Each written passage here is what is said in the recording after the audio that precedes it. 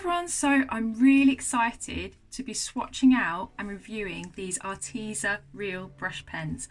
Now I have something that I really want to use them for, which will be in the next video.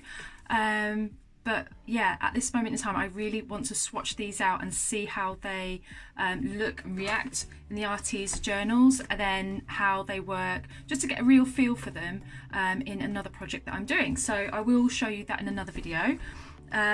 But for now, I'll just introduce you to the carry case it comes in. It's extremely sturdy. It feels really lightweight, surprisingly, when you consider there's 96 brush pens in here. There's space for 108 marker slots, yeah, for extra tools or extra brush pens, and then there's the moistening brush pen, which I'll show you in a moment. So the reason why I chose this when Arteza asked me if I wanted to review any of their products is because I really want to have like a portable set of watercolours that was easy to use at events. So yeah, so without further ado, I'll just show you back here. There's a zip here where you could easily slot in. I mean, it's not wide, but it's easy where you know you can slot in some watercolour cards, pop them in there. So space there for those. The strap itself is adjustable. Then you have the pad here, which is obviously good for your shoulder, so it's not like digging in or anything like that. Move this out of the way. It just feels really, really sturdy. So like when you go to, I love this bag. When you go to undo it, it's very strong Velcro. So it opens up, and in the lid you have your brush pen, you know, your self-moistening one, which is absolutely fantastic place to put it, I think, personally. And then look at all those gorgeous brush pens. Oh, I can't wait to use them. Really looking forward to swatching these, but I will speed it up because it's going to take a long time. But what I really love about this is that they have made them really accessible by, again, the strong Velcro on the sides. Here, and this is such a good investment if you're into watercolour and you want plenty of colours to take with you, like what I'm doing on events. So oh wow, so okay, you've got your space there for extra brush pens, or even you can take, so for me I would probably put some paint brushes in there if they fit. So some of the longer ones might not fit, but if you have like one of the shorter ones will. So, but that's a bit narrow. You could, I suppose you could actually put a couple together. But for me, it's more about adding some pencils in there. So then I'll have everything that I need. So you can do that. So yeah, let's just flip through all the colours. You've got loads. Yeah, again, they're real brush pens, which is fantastic if you want to do your watercolour lettering, which is another thing I wanted to use these for. So you go, there's a lot of colours here. So you go from the sort of like, what colours are they? Yeah, the pale peach. They're actually, okay, so each colour has a name and a colour number, which is fantastic. The information on there is, yeah, so that's really, really handy to know. Really intrigued how these are going to look. So you have your pinks and your purples. So it is in colour order, which is fantastic, because I know when I received the first set of watercolours, they weren't necessarily in colour order. But yeah, I'm going to now start to swatch these, otherwise I'll be here all day. Pop this here. Let's see. And I'm going to be using the Arteza journal because I've used this for most of their, well, all of their colours, and I've found that when they dry really well in here. Just really, they turn out really vibrant. So I love how they look. Now I'm not going to be precious about this. I'm not going to be like how I've done all these ones. I literally just want to get down the colours onto the page, so because there are 96, there's a lot, so I'm just gonna put them on here, and then I'll come back to you once I've speeded up the process.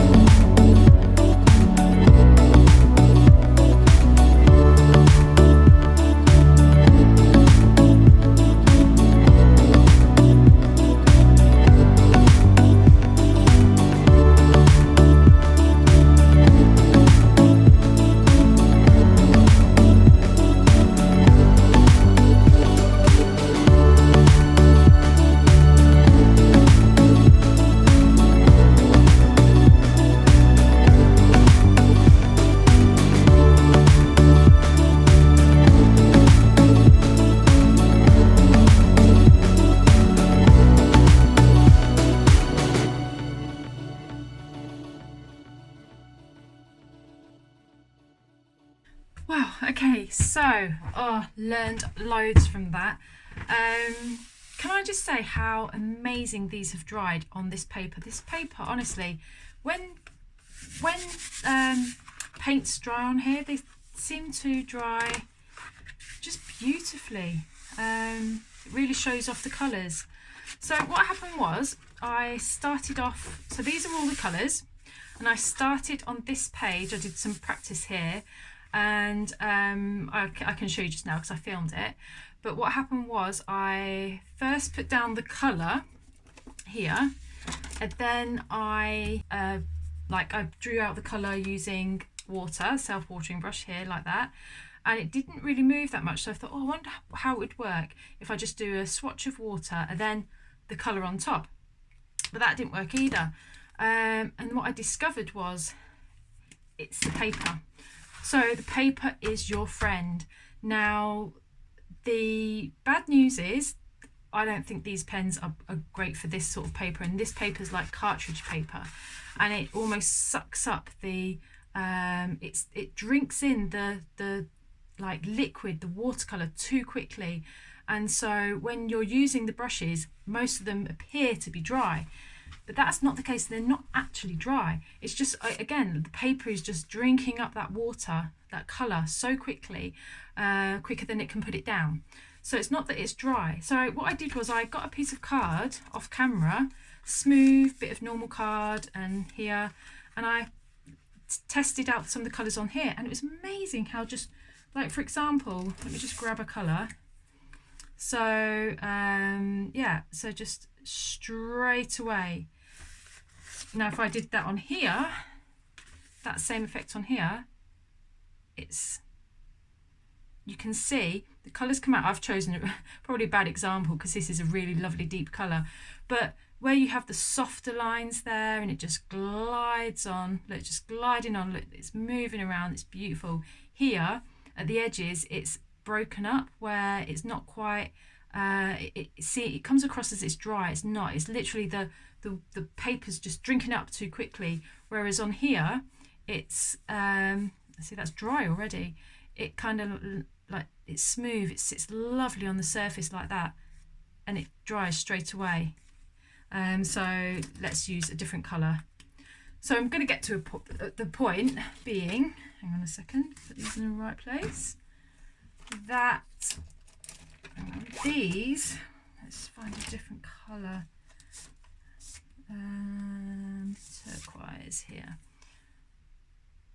So again, sits really nicely on the paper.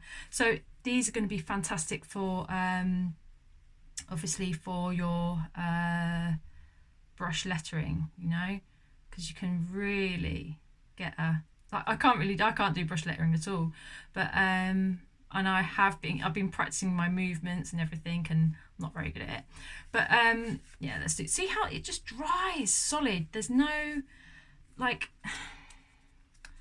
where you can see some of the brush strokes in normal watercolors, that's gouache actually, but you, in a lot of these, you can't see any of the brush marks, only in this one here, but otherwise you can't see the brush marks. So let's do that on here. So again, look, can you see that? The difference, it's like, so you have to use these slowly. You can't use these fast because they're not like a watercolor brush that's loaded with water. You can't control the water content. In these, it is what it is what you get. So use it, you can use it,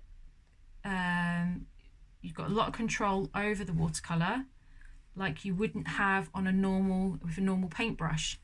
So that is that. Now I wanted to try in my Tomoe River paper insert, so let's just get some colours that I really like. Let's have a look. So it doesn't really matter, let's just get this one here.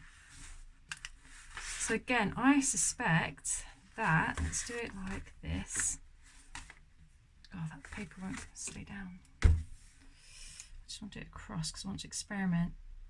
So again, it goes on beautifully, really, really nice. I'm absolutely buzzing because these are fantastic, going to be fantastic, I expect. Just a bit of ghosting, no bleed through at all. I think these are going to be brilliant if you want to do brush lettering in your Hobonichi, any insert that has the Tomoe River paper. Let's get the darker colour and just go. These are blendable. Let's see, because I've done 2 layers there. Yeah, it still hasn't gone through. These are amazing. Okay, this has really encouraged me actually to practice my lettering in my Tomoe River paper insert and in as well. Let's just quickly. I just want to see because it dries pretty quick. Oh look, it's moving. Oh, that's really good. Okay, that's something that doesn't happen on here. So in this, I'm actually able to move around the watercolour. That's something I couldn't do. It's moving around. Let's try the whole thing. Now, oh, that's really amazing. Okay, so yeah, you can get some really good effects there. So if I just draw out my brush there, I wonder now if I put down some water. I can't really see it at all. Really quickly. Now, when I did this last time, let's get a different colour. Quick, just any colour, Jez. Let's see what happens. Oh, I love that effect. Oh, it's working. Okay, that's really nice. And then obviously it goes down onto the plain paper and the colour comes out again. So you can see where I've gone on water and then the dry. So that's wet on wet and then that's dry. I could play around with these for ages trying to get different effects. Okay, let me just try something else. So if I do another blob of colour, water, sorry. Oh God, you don't need to squeeze these at all. The water really does come flowing. Like, for instance, let's just try this on here. Just wet it on there because there you go, get the colour back out. Oh wow, this is amazing. Okay, quick, get another colour.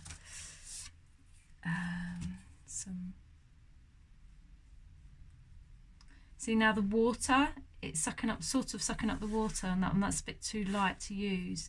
That's what happened with the yeah, I'm just colouring it out so that it gets the colour flowing again, which is really quick and easy to do.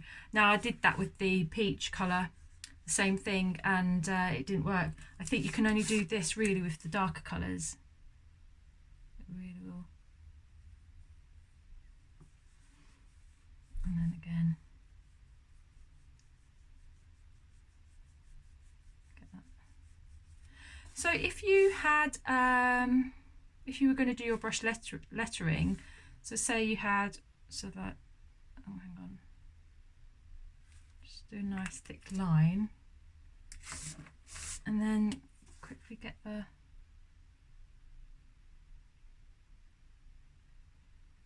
just seeing what effect you can get if you just go over it with the water brush.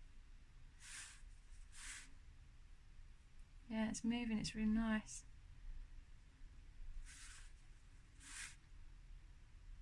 Up that colour.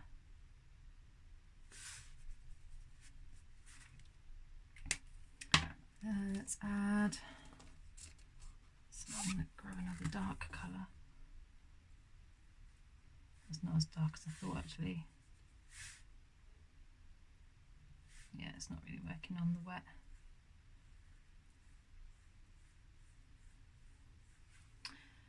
So yeah, these are going to be brilliant for your brush lettering on the right paper, and that's not bled through at all, that's just ghosting there. So let's try some decent watercolour paper. Right, 1 second, let me just grab some decent watercolour paper. Right, I've got my Jane Davenport, because this is really good paper.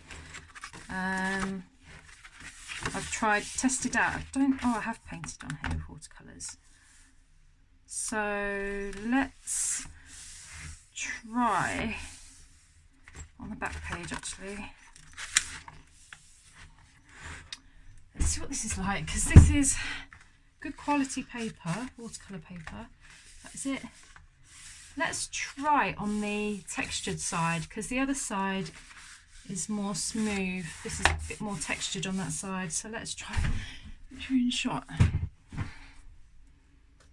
Let's try a dark green or something. Yeah, blue. Yeah, so where this brush is not wet enough to actually get into the corners, but you know, not in the corners, in the the grain, the tooth of the paper, but it's flowing. You have to be really slow. You couldn't, I don't think you could do brush lettering with this. Look there. Wow. There's a lot of control on these brushes. That's why these are perfect if you're doing your brush lettering. So let's just see. I don't know how to do that. I have no idea. So let's do.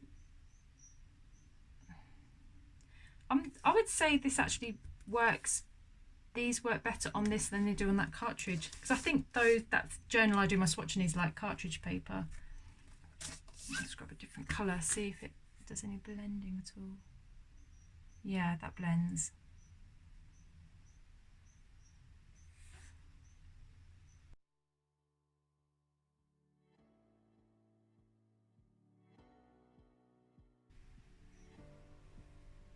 Ooh.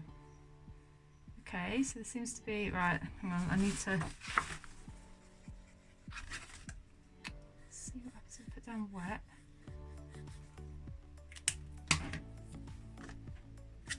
Let's see where I put it.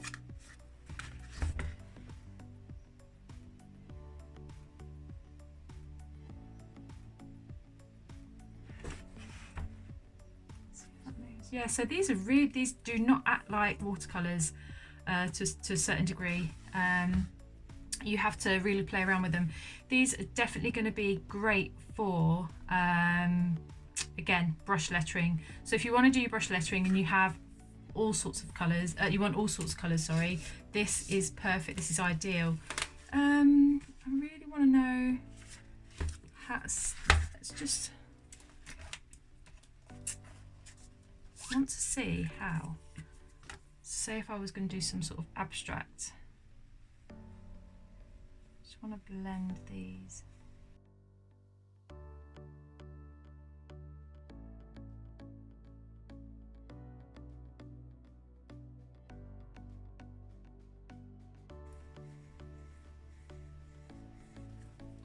It's really funny because they actually just look like markers, but they're not. They are watercolour. Let's see. Water based.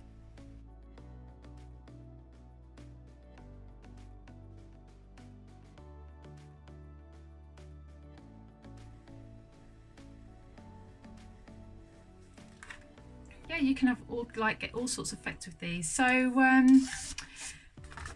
yeah, with these colours, with these brushes, paper is crucial. Paper is your friend.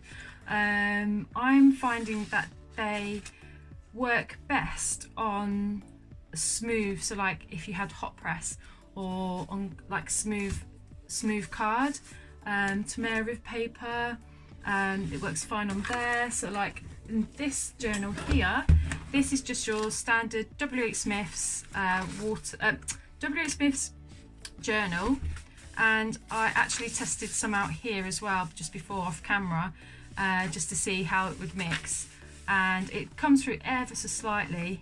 This is a cheap journal, so I expected that with a lot of things. But yeah, I personally, these I think I'm going to be setting aside for my brush lettering for sure, because I'm not getting the effect that I want if I was going to do like abstract paintings and all that sort of thing. It's not blending the way that watercolours blend. But these are perfect for your brush lettering, definitely. And you have all these colours available to you. so they would last you a long time. Obviously if you use one colour for a long time, that would obviously run out sooner, but then you have another colour, like if you have a look at the colour palette here, you have loads to choose from. And again, it dries beautifully on this paper, I just love it. So yeah, they're the Arteza real brush pens.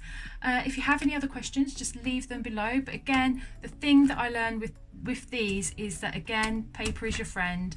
And yeah, you're best sticking with smooth paper that doesn't like drink up the colour too fast.